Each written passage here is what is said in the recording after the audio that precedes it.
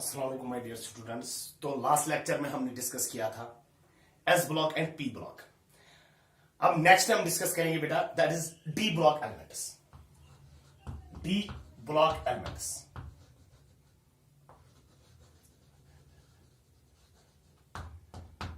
तो बेटा हम किन एलिमेंट्स को बोलते हैं डी ब्लॉक एलिमेंट्स। पहला पॉइंट लिख लेना बेटा यहां पर elements in which last electron elements in which last electron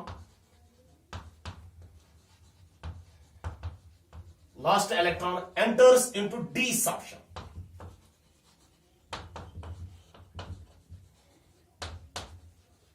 यानी जिन एलिमेंट्स में बेटा लास्ट इलेक्ट्रॉन किसमें चला जाएगा डी सबशेल में, यू कॉल्ड दोज एलिमेंट्स हैं। कौन से एलिमेंट्स बेटा डी ब्लॉक एलिमेंट्स। जैसे हमने डिफाइन किया था बेटा एस ब्लॉक एलिमेंट्स को भी पी ब्लॉक एलिमेंट्स को भी, वैसे हमारे पास कौन से एलिमेंट्स है डी ब्लॉक एलिमेंट्स। अगर हम डी सबशेल की बात करेंगे, डी सबशेल बेटा ये हमारे पास है 1 2 3 4 5। हर कोई बेटा डी ऑर्बिटल कंबाइन करके क्या बनाते हैं डी सबशेल। अब डी सबशेल में कितने इलेक्ट्रॉन जा सकते हैं, ध्यान देना बेटा 1 2 3 4 5 6 7 8 9 10। यानी D subshell can accommodate maximum of 10 electrons. जब ये 10 इलेक्ट्रॉन्स अकोमोडेट कर सकता है तो जो डी ब्लॉक है, D block is divided into 10 groups. जैसे एस ब्लॉक में हमने देखा था एस में बेटा मैक्सिमम कितने जा सकते हैं, दो, that is why s block is divided into 2। P block में क्या होता है, p subshell can accommodate 6, that is why the p block is divided into 6 groups. And d subshell can accommodate how many electrons, 10, that is why the d block elements are divided into how many groups, 10 groups. तो group number कहां से कहां तक होता है बेटा, group number 3 to 12, यानी 3 4 5 6 7 8 9 10 11 12। You call those elements as कौन से एलिमेंट्स बेटा d block elements. Next point general valence shell electronic configuration. General valence shell electronic configuration it is equal to n-1 d 1 to 10 ns 0 to 2। This is the general valence shell electronic configuration of D block elements। अब ध्यान देना बेटा, मैंने already बोला कि D block elements में last electron किसमें चला जाता है डी। अब डी में बेटा nth शेल नहीं है, डी कौन सी है n-1 d। यानी अगर ये आउटर मोस्ट शेल है called this as nth shell. यो सम अंदर की शेल है ना, you called that shell as n-1। जो इसके अंदर होगी ना you called that is n-2। इसी तरीके जो इसके बाद होगी that is n-3 because it is an outer most shell that is nth। इसके अंदर वाली को हम क्या बोलते हैं n-1, ताकि अंदर की जो शेल है उसको हम क्या बोलते हैं n-2। जो n-1 शेल होती है you called this as pen ultimate shell, pen ultimate shell, pen ultimate shell. और n-2 को हम बोलते हैं anti pen ultimate shell, anti pen ultimate shell, anti pen ultimate shell. तो जो डी ब्लॉक एलिमेंट्स होते हैं, डी ब्लॉक एलिमेंट्स में बेटा कौन सी last electron enters into the D subshell.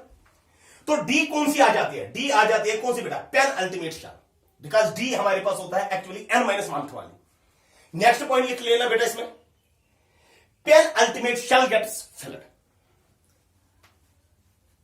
Next point जितने भी डी ब्लॉक एलिमेंट्स हमारे पास है, अब डी ब्लॉक एलिमेंट जितने भी हमारे पास है all d block elements are metals. यम डी ब्लॉक एलिमेंट तम सारी अस निश आसान क्या metals, all d block elements are metals.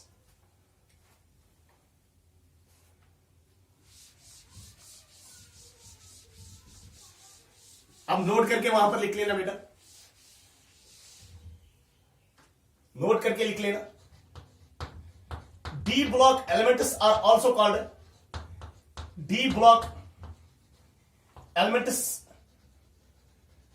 are also called transition elements, are also called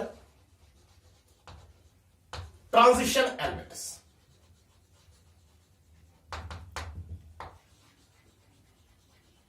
are also called transition elements except zinc, cadmium and mercury। Except zinc, cadmium and mercury. यानी जितने भी D block elements हमारे पास होते हैं, you call them as transition elements except zinc, cadmium and mercury. Transition elements हम किनको बोलते हैं? ट्रांजिशन एलिमेंट्स, डी ब्लॉक तो आपको पता है, डी ब्लॉक एलिमेंट्स किनको बोलते हैं। दूसरी टर्म हमारे पास है क्या? Transition elements. ट्रांजिशन एलिमेंट्स हम किनको बोलते हैं?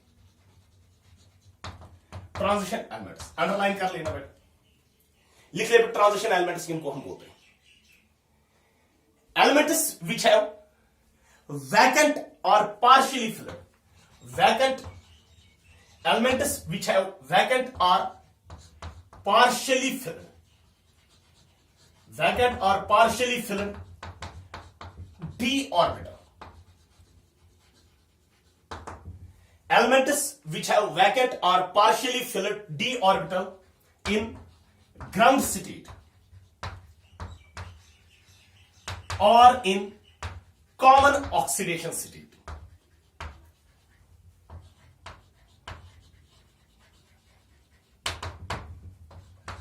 और इन कॉमन ऑक्सीडेशन स्टेट, यानी जिन एलिमेंट्स में बेटा डी ऑर्बिटल जो होता है, या तो वो डी ऑर्बिटल वैकेंट होना चाहिए, या तो वो डी ऑर्बिटल होना चाहिए पार्शियली फिल्ड। कहां पर बेटा? या तो बेटा इन ग्राउंड स्टेट या इन कॉमन ऑक्सीडेशन स्टेट, जो इनकी ऑक्सीडेशन यानी कॉमन चार्ज जो बेटा उस एलिमेंट पे होगा। ध्यान देना, जिंक की अगर हम बात करेंगे, एग्जांपल पहले हमारे पास है जिंक। जिंक का एटॉमिक नंबर क्या है? 30। अगर आप देखोगे इसकी इलेक्ट्रॉनिक कॉन्फ़िगरेशन क्या आती है? Argon 18, 3d10, 4s2। Common oxidation state क्या है जिंक की? यानी जिंक पे बेटा अगर आप देखोगे जिंक के कंपाउंड्स, उनमें कॉमन बेटा अगर आप देखोगे ना charge, it is Zn2 positive. Structure of atom में हमने डिस्कस किया था how Zn2 positive is formed. S electron चले जाते हैं तो it will become equal to argon 3d10, 4s0। ध्यान देना, ट्रांजिशन एलिमेंट तब हम जिंक को बोल सकते थे या तो बेटा वैकेंट और पार्शियली फिल्ड डी ऑर्बिटल, या तो डी ऑर्बिटल वैकेंट या तो डी ऑर्बिटल होना चाहिए पार्शियली फिल्ड। यहां पर भी डी ऑर्बिटल कंप्लीटली फिल्ड है, कॉमन ऑक्सीडेशन स्टेट में भी डी ऑर्बिटल कंप्लीटली फिल्ड है। Therefore zinc cannot be called as a transition element. Zinc को हम ट्रांजिशन एलिमेंट नहीं बोल सकते, but it is a d block element, और ट्रांजिशन एलिमेंट ये नहीं है। इसी तरीके से अगर मैं कैडमियम की बात कर लेता हूं, कैडमियम का एटॉमिक नंबर होता है 48। तो इलेक्ट्रॉनिक कॉन्फ़िगरेशन क्या आ जाएगा? क्रिप्टॉन के लिए क्रिप्टॉन 36, 4d10, 5s2। लेकिन कॉमन ऑक्सीडेशन स्टेट की क्या है कैडमियम का? कॉमन ऑक्सीडेशन स्टेट है कैडमियम का +2, दैट इज कैडमियम +2। तो कौन से इलेक्ट्रॉन चले जाएंगे? s वाले इलेक्ट्रॉन्स। तो इलेक्ट्रॉनिक कॉन्फ़िगरेशन क्या आ जाएगी? Krypton 4d10, 5s0। तो कैडमियम की अगर हम बात करेंगे, कैडमियम में भी डी ऑर्बिटल जो है ना, it is completely filled, therefore it cannot be called as a transition element. इसको हम ट्रांजिशन एलिमेंट नहीं बोल सकते। ट्रांजिशन एलिमेंट हम तब इसको बोल सकते हैं जब डी ऑर्बिटल या तो वैकेंट होना चाहिए या तो बेटा होना चाहिए पार्शियली फिल्ड। इसी तरीके से मरकरी का एटॉमिक नंबर कितना होता है? 80। तो अगर हम देखेंगे इलेक्ट्रॉनिक कॉन्फ़िगरेशन क्या है मरकरी के लिए? ज़ीनॉन, फिर उसके बाद 5d10, 6s2, फिर यहां पर बेटा 4f14। तो अगर आप देखोगे ज़ीनॉन के 54, यहां के 14 + 10 + 2, इट बिकम्स इक्वल टू 80। तो अगर हम देख लेंगे बेटा, लेकिन मरकरी 2 पॉजिटिव, क्योंकि कॉमन ऑक्सीडेशन स्टेट मरकरी की क्या है? +2 में बेटा कौन से इलेक्ट्रॉन रिमूव हो जाएंगे? s वाले इलेक्ट्रॉन्स। तो इलेक्ट्रॉनिक कॉन्फ़िगरेशन क्या आ जाएगी? Xenon 4f14, 5d10 and 6s0। तो इसमें भी बेटा डी ऑर्बिटल क्या है? D orbital is completely field. या तो डी ऑर्बिटल होना चाहिए वैकेंट या तो डी ऑर्बिटल होना चाहिए पार्शियली फिल्ड, तब हम उसको बोल सकते हैं it is a transition element. ध्यान देना, क्वेश्चन लिख लेना बेटा वहां पर। Show that copper is a transition element.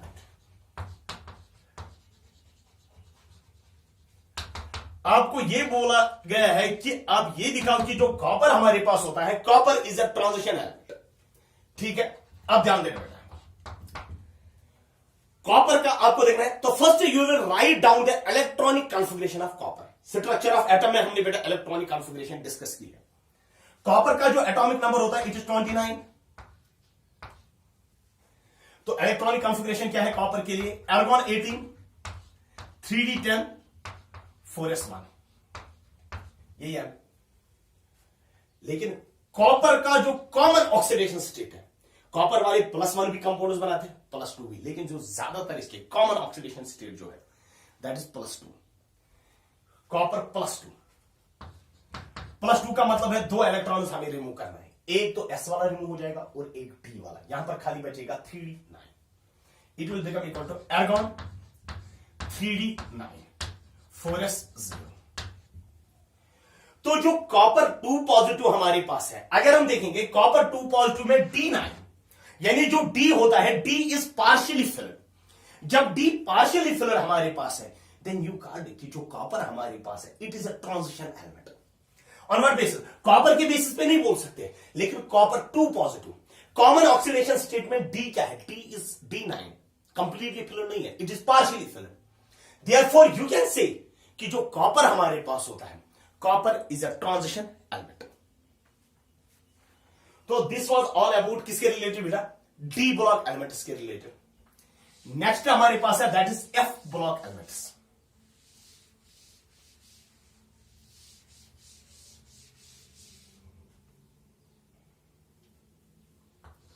F block elements,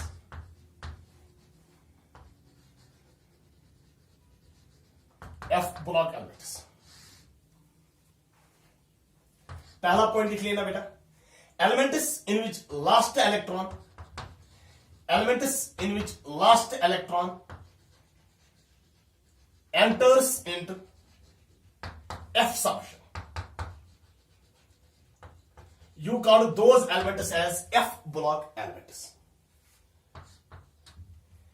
अगर आप देखोगे अब लास्ट इलेक्ट्रॉन किसमें चला जाता है? F सबशेल में चला जाता है। General valence shell electronic configuration, general valence shell electronic configuration, general valence shell electronic configuration, it is equal to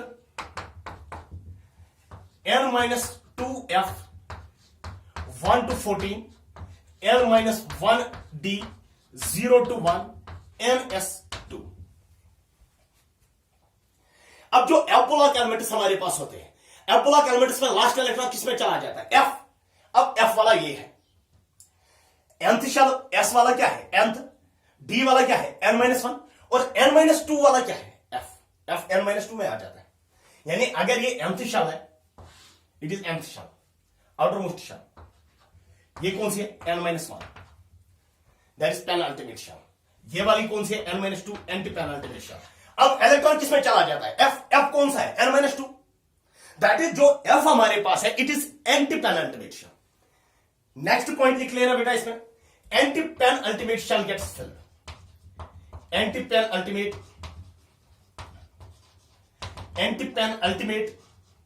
shell gets filled, antepenultimate shell gets filled. Next point,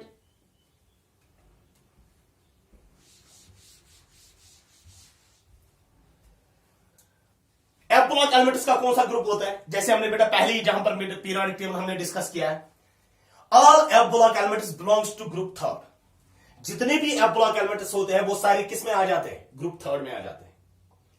अब ये जो F block हमारे पास होता है, F block elements periodic table में last पे, अगर पीरियोडिक टेबल हमारे पास ये पीरियोडिक टेबल है बेटा,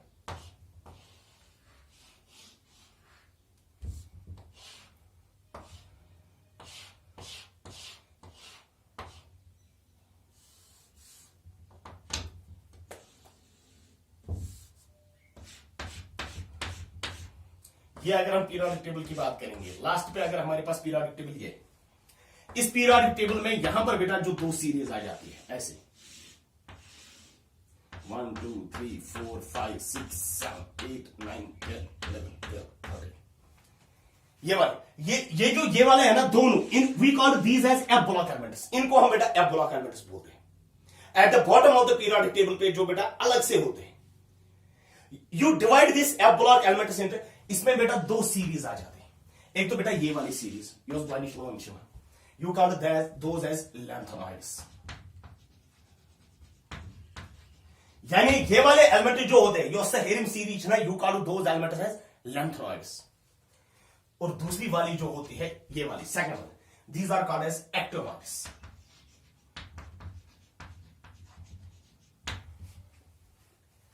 लैंथेनॉइड जो होते हैं, लैंथेनॉइड्स को हम बोलते हैं और एक नाम दैट इज 4f सीरीज, क्योंकि इसमें इलेक्ट्रॉन किसमें चला जाता है 4f ऑर्बिटल में।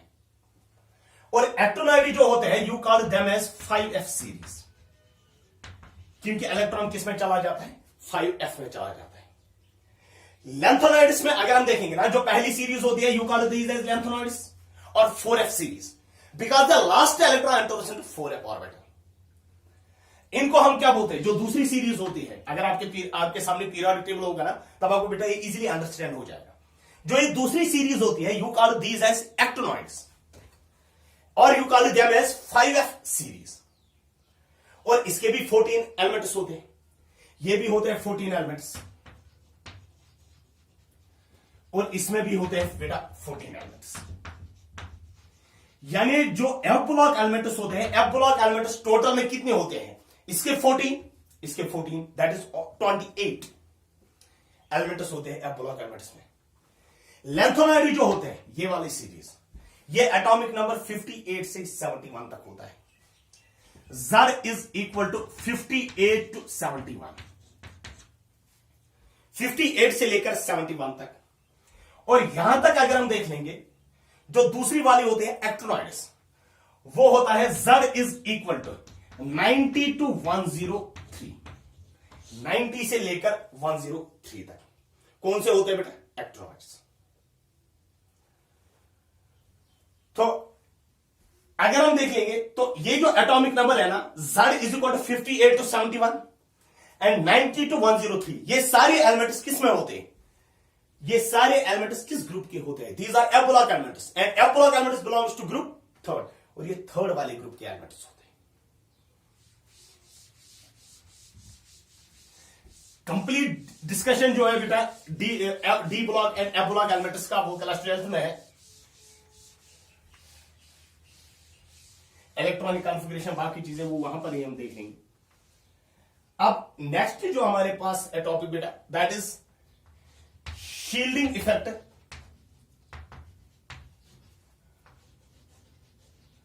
और स्क्रीनिंग इफेक्ट। शील्डिंग इफेक्ट और स्क्रीनिंग इफेक्ट।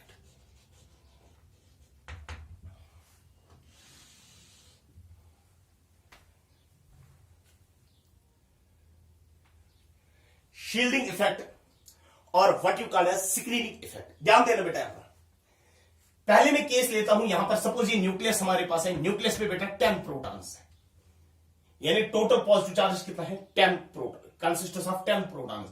और प्रोटॉन पे कितना चार्ज है वो तो आपको पता है, +1 इज द रिलेटिव चार्ज। और अगर हम देखेंगे ये फर्स्ट शेल है और ये सेकंड शेल है, ये सेकंड शेल में यहां पर इलेक्ट्रॉन प्रेजेंट है।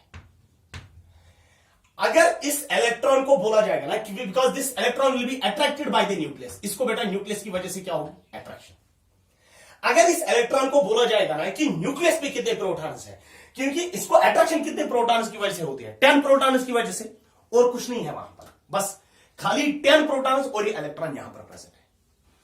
तो अगर हम इसको बोलेंगे कि न्यूक्लियस पे कितने प्रोटॉन्स है, ये बोलेगा कि न्यूक्लियस पे कितने प्रोटॉन्स है 10 प्रोटॉन्स, क्योंकि इसके ऊपर एक ही फोर्स होता है, that is force of attraction by the nucleus. ये हुआ जब हमारे पास सिंगल इलेक्ट्रॉन स्पीशीज होगी, अब कोई इलेक्ट्रॉन हिंसा था। अब अगर हम मल्टी इलेक्ट्रॉन एटम्स की बात करेंगे, यही हमारे पास कि ये 10 प्रोटॉन्स, ये 10 प्रोटॉन न्यूक्लियस पे, ये फर्स्ट शेल, इस शेल में बेटा 2 इलेक्ट्रॉन्स, और ये सेकंड शेल, सेकंड शेल में 1 2 3 4 5 6 7 8 इलेक्ट्रॉन्स। अगर इस इलेक्ट्रॉन की हम बात करेंगे, इस इलेक्ट्रॉन की, इसको बेटा न्यूक्लियस की वजह से अट्रैक्शन होगी, डेफिनेटली अट्रैक्शन होगी, लेकिन साइमल्टेनियसली ये जो बाकी इलेक्ट्रॉन्स होंगे ना, इन इलेक्ट्रॉन्स की वजह से इसके ऊपर क्या होगी, रिपल्शन। ये मैं इलेक्ट्रॉन्स का नाम रिपल। तो अगर इसको बोला जाएगा कि न्यूक्लियस पे कितने प्रोटॉन्स है, ये कभी नहीं बोलेगा कि न्यूक्लियस पे 10 प्रोटॉन्स है। क्यों? क्योंकि इसके ऊपर बेटा दो फोर्सेस होते हैं, इसको तो अट्रैक्ट करते हैं 10 प्रोटॉन, लेकिन साइमल्टेनियसली इसको क्या मिलता है, रिपल्शन मिलती है इन इलेक्ट्रॉन्स की वजह से। यानी इसके ऊपर ये कभी नहीं बोलेगा बेटा न्यूक्लियस पे 10 प्रोटॉन्स है। तो सिंगल इलेक्ट्रॉन स्पीशीज में एक ही चीज होता है, दैट इज अट्रैक्शन। और मल्टी इलेक्ट्रॉन एटम्स में क्या होता है, दो चीजें होती है, अट्रैक्शन एज रिपल्शन। और नेट क्या होना चाहिए, तभी तो सिस्टम स्टेबल होगा जब अट्रैक्शन ज्यादा होगी। यानी इन मल्टी, अगर हम मल्टी इलेक्ट्रॉन एटम्स की बात करेंगे, इन मल्टी इलेक्ट्रॉन एटम्स, इन मल्टी इलेक्ट्रॉन एटम्स, अगर हम मल्टी इलेक्ट्रॉन एटम्स की बात करेंगे, नेट अट्रैक्शन जो होगी, net attraction that will be equal to attraction minus repulsion,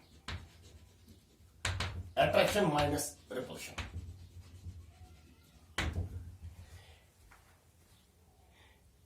net attraction will be equal to attraction minus repulsion. तो you call this net attraction को हम बोलते हैं Z इफेक्टिव, यानी effective nuclear charge. It is equal to attraction Z minus repulsion को हम बोलते हैं क्या, sigma. Sigma you call this as shielding constant और screening constant. Shielding constant Z क्या होता है, एटॉमिक नंबर। Z इफेक्टिव जो होता है, Z effective you call this as a effective nuclear charge. Effective nuclear charge जो होता है Z effective, you call this as effective nuclear charge. Effective nuclear charge.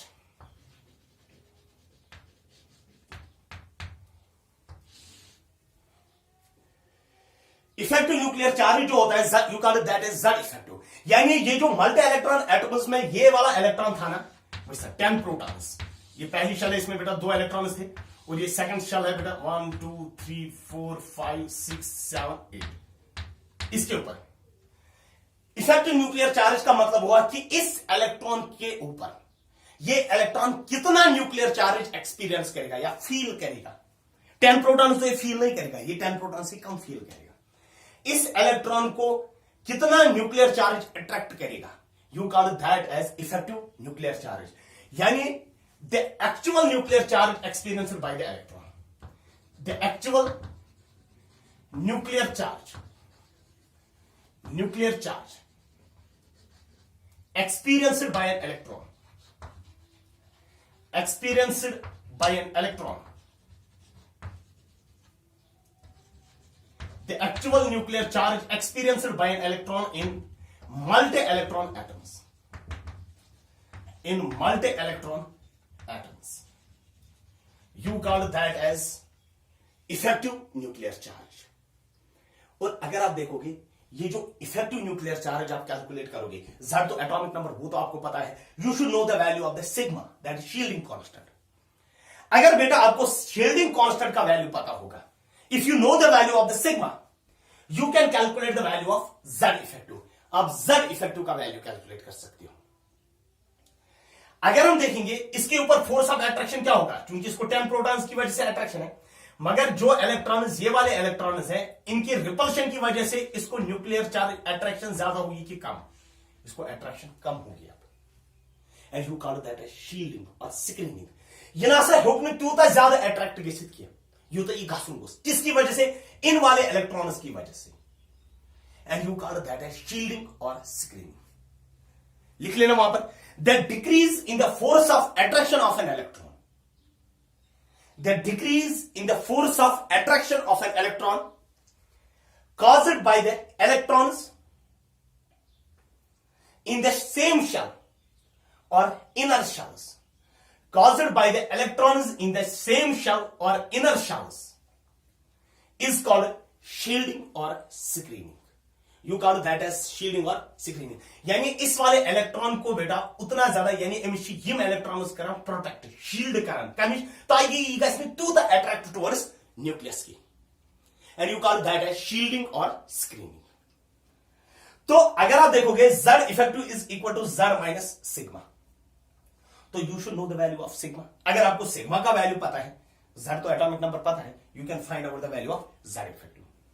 यानी जो मल्टी इलेक्ट्रॉन एटम्स होते हैं ना, मल्टी इलेक्ट्रॉन एटम्स में term नहीं होते हैं बेटा न्यूक्लियर चार्ज, वहां पर जो टर्म एग्जिस्ट करती है ना that is effective nuclear charge.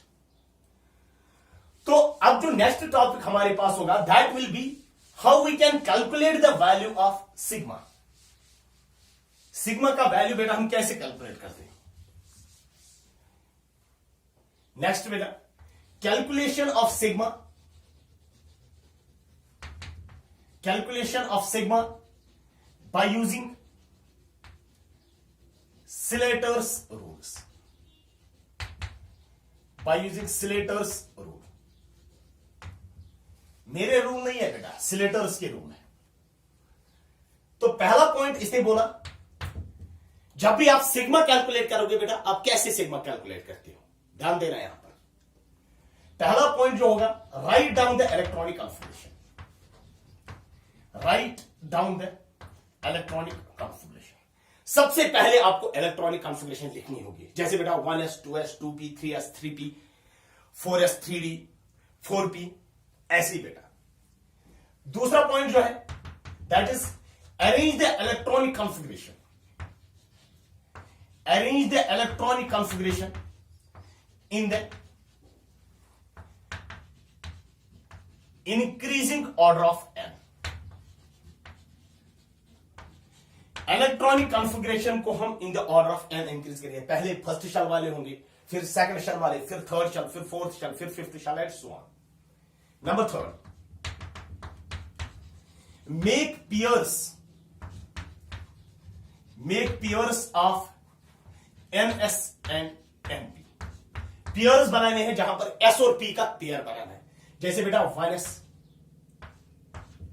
1s तो अकेले रहेगा, फिर उसके बाद जो है ना 2s और 2p उनको बेटे इकट्ठे लिखना होगा 2s 2p। फिर उसके बाद 3s और 3p को इकट्ठे लिखना होगा 3s 3p। फिर उसके बाद 3d, फिर उसके बाद 4s 4p, फिर 4d, फिर 4f एंड सो ऑन।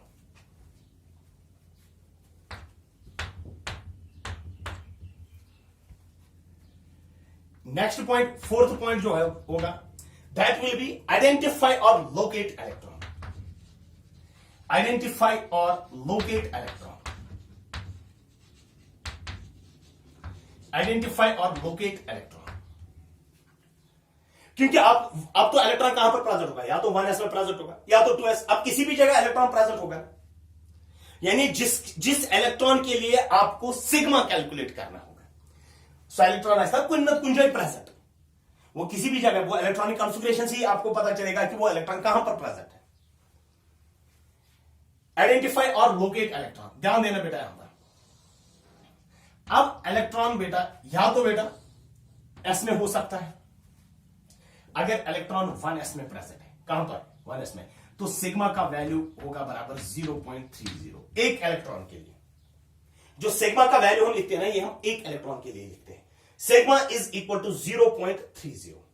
अगर इलेक्ट्रॉन s कहते हैं प्रेजेंट 1s में, इतना ही है बेटा 1s का काम, छोड़ देना 1s को। अब दूसरा, अगर इलेक्ट्रॉन प्रेजेंट है s और p में, s और p, कौन सा s, 2s और 2p में, 3s और 3p में, 4s और 4p में, या इलेक्ट्रॉन हो सकता है d और f में। किस d में हो सकता है, 3d में हो सकता है, 4d में हो सकता है, 5d में हो सकता है, 6d में हो सकता है एंड सो ऑन। या तो इलेक्ट्रॉन हो सकता है 4f में हो सकता है, 5f में हो सकता है। अगर इलेक्ट्रॉन प्रेजेंट है ns और np में, ns और np, अगर इलेक्ट्रॉन से कहते हैं प्रेजेंट ns और np में, सिग्मा का वैल्यू जो होगा that will B 0.35। Sigma value होता है 0.35। सपोज ये NS की हमने बात की या NP की हमने बात की। जो N-1 वाले होंगे, N-1 में जो इलेक्ट्रॉन प्रेजेंट होगा उसका कंट्रीब्यूशन होगा 0.85। यानी अगर इलेक्ट्रॉन 1s में प्रेजेंट है उसका कंट्रीब्यूशन कितना है? 0.30। ठीक छो। अगर इलेक्ट्रॉन 1s को बेटा भूल जाए, यहां पर अगर इलेक्ट्रॉन NS और NP में है, 1s को छोड़ के 2s 2p 3s 3p, एक इलेक्ट्रॉन का सिग्मा किसके बराबर होता है? 0.35।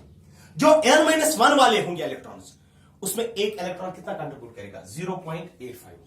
N-2 और लोअर, N-2 और लोअर, N-2 और N-3 N-4, उसमें इलेक्ट्रॉन कितना कंट्रीब्यूट करता है? 1.00। अगर इलेक्ट्रॉन प्रेजेंट है ND और NF में, कहां पर इलेक्ट्रॉन अगर प्रेजेंट है?